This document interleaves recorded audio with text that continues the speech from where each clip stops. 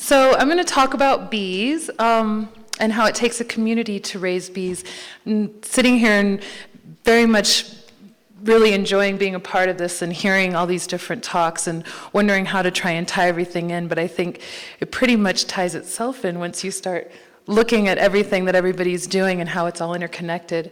I'm with Zia Queen Bee Company, which we call ourselves from the shores of Lake Superior to the lakes of the Rio Grande. It includes my partner Mark Spitzig, who's from the UP of Michigan, myself, and my sister, and we're both native New Mexicans from southern New Mexico originally. But I've lived up here in Truchas now for about 7 years. Well, in the area for 7 years, but in Truchas for 4 years. So that's our home in Truchas with our bees. We're at 8,300 foot elevation. I call it the kiss, and then I thought of a better analogy would be like a menage a trois, which is where the Pecos, Carson, and Santa Fe forests come together.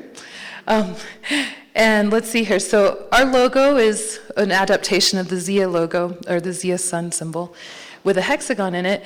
And basically we chose that because it encompasses all the different stages of life. For our operation, we utilize the different climates of microclimates here in New Mexico. We're in the northern valleys by the Rio Grande. We're also in the mountain meadows and in the southern desert. We start with the seasons. Our whole life and our livestock lives revolve around the seasons. So winter is a time of dearth. Some people might consider it a time of death.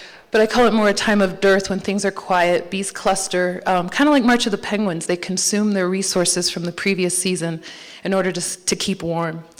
Spring is when, of course, the birth cycle begins. We have fruit orchards in bloom.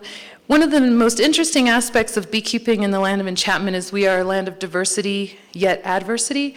So we have bloom, but super cold, spring volatile weather. In the summer, we start hitting what we call our summer stride, is like what I like to call it.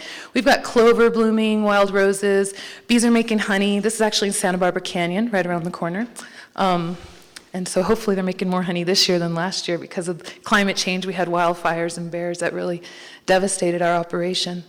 In the fall, bees are actually trying to recuperate the last of their resources. So they're hitting the alfalfa before the final cut. That's the purple flower.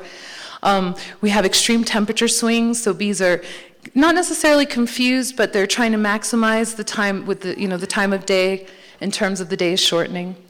And then we actually use the whole cycle through the seasons for our operation with what we can offer to the community in terms of services. We start off with pollination services, so we pollinate apple orchards down here through Dixon and Velarde, even actually downstate too in Las Cruces area. And one of our main specializations is actually queen honeybee breeding. We specialize in chemical-free survivor stock, so we don't actually use pharmaceutical antibiotics or anything on our bees. If they do fall ill, as some livestock do, we look to use herbal remedies. But this is me grafting tiny larvae that then get put into breeders. You saw the honeybee, the queen honeybee cocoons. Each one of those is on a specific calendar, and once they're ready, we actually give each one a new home, and the end product is the queen bee, who is the heart of her hive. And you can tell she's quite different than her daughters, in that she's a little bit longer. But without her, there would be no honey, and that's our other service that we try to provide. So we do a little bit of varietal honey production. This is after the bees have made enough for themselves. So, which we actually spun out some honey this morning. I've got a few jars, intermission, if anybody wants to try some. That's my sister Kelly, who's helping us extract. And we also do some artwork that we're working on too. And one of the things I want to kind of get to is everybody, of course, bees are a big buzzword these days. But we really do rely on what the community is planting and what's being cultivated, both in terms of wild forage and then also like planned plantings. And of course, everything takes a seed. Unfortunately, with the increased use of GMO crops, we're getting a lot of frankenfoods. And so not only do we as humans not know what we're eating, but our honeybees don't know exactly what they're eating. Monocrop agriculture has really made a great impact on what their available forage is. And so nutrition is very, very critical for honeybee health, as nutrition is very, very critical for human health. Pollen here, I wanted to show the different colors of the pollen. Isn't that beautiful? It's so beautiful. But those variations are just all from the different flowers that the bees visit. If we see just one color of pollen, it's kind of scary because you think, well, they're just living on bread alone. But when you see a lot of different colors, it's a good sign that they're able to get good nutrition. And in turn, if they have extra, share it with everybody. So we do some little small gift packs. We use the wax to make lip balms and salves. We do some candles. I use a lot of recycled glass. Two of our biggest representatives and supporters are my mother, Rosemary Kirby, who's up in the top left there, and then Risa Sawyer, who's actually from Buena Vista over near Mora, and she sells a lot of our honey at different events. And we're very appreciative of their efforts to kind of promote bees and our products with our small farm.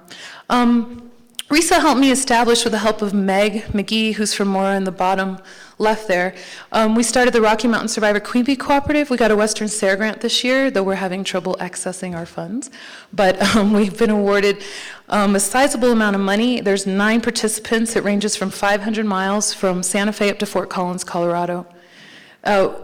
With their help, I'm hoping to kind of teach more beekeepers about creating local stocks and hardy stock. And so we do seminars, workshops, outreach, field practicums. We're putting together, actually, the Western Apicultural Society conference will be taking place in New Mexico next year, which I'm really excited about. And this is our logo again with some of our wax. There's so many things that we do and so many things that we want to do. Our ambitions definitely exceed our abilities. But one of the things we're really keen on is really trying to give back to the community and be an integral part of the community. So for more info, there you go.